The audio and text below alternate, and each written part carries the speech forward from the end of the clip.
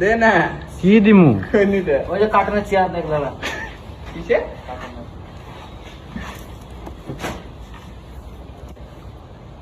কিসের বলো তো? এটা রসি হয় মারছে দে না দে এই যে বাল ছিড়তে আবার ক্যামেরা লোক 3 দিন বসে আছে এটা